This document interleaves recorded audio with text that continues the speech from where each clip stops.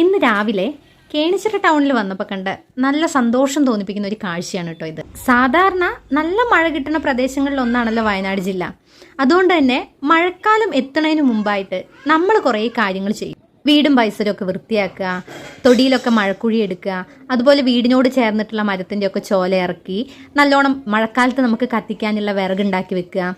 പിന്നെ നമുക്ക് വീടിന് ചുറ്റും ഞങ്ങൾ പുറകുവശമൊക്കെ ചേർന്ന് ഷീറ്റൊക്കെ കെട്ടി, മഴയ്ക്ക് തുണിയൊക്കെ ഉണങ്ങിയിടാനുള്ള ഷീറ്റൊക്കെ കെട്ടുക. അങ്ങനെ ഒരുപാട് കാര്യങ്ങൾ മഴ എത്തും മുന്നേ എന്ന് പറയുന്നത് പോലെ ഈ വർഷത്തെ മഴയ്ക്ക് മുന്നോടിയായിട്ട് പൂതാടി ഗ്രാമപഞ്ചായത്തിൽ ചെയ്യാൻ പോണ ഒരു ശുചീകരണത്തിൻ്റെ ഭാഗമാണിത്. ഇത് ഒരു ചെറിയ പ്രോഗ്രാം അല്ല കേട്ടോ, ഒരു സംയുക്ത യജ്ഞം എന്ന് വേണമെങ്കിൽ പറയാം. കാരണം ഇതിനകത്ത് എല്ലാ മേഖലയിലുള്ള ആളുകളും പങ്കെടുത്തിട്ടുണ്ട്.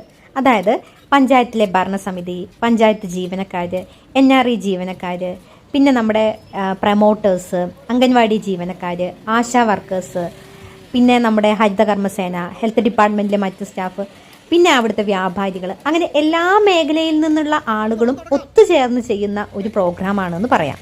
സത്യത്തിൽ ശുചീകരണം എന്ന് പറയുന്നത് നമ്മുടെ വീടുകളിൽ മാത്രം ഒതുങ്ങിയാൽ പോരാ, അത് നാട്ടിലേക്കും വ്യാപിക്കണം എന്നതിനുള്ള തെളിവാണല്ലോ ഈ കാണുന്നത്.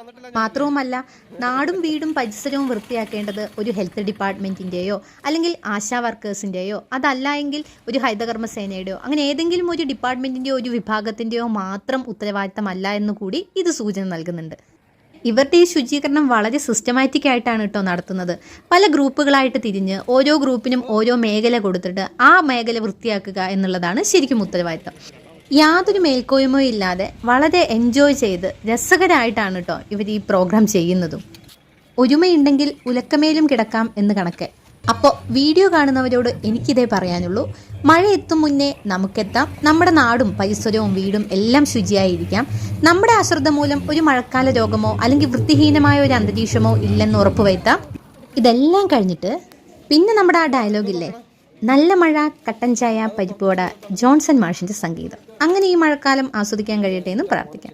പിന്നെ ഇവിടെ നമ്മുടെ പരിപ്പുവടയും കട്ടൻ ചായയും ഒന്നല്ല, നല്ല അസല് കപ്പയും ചിക്കൻ കറിയും ഉണ്ട്.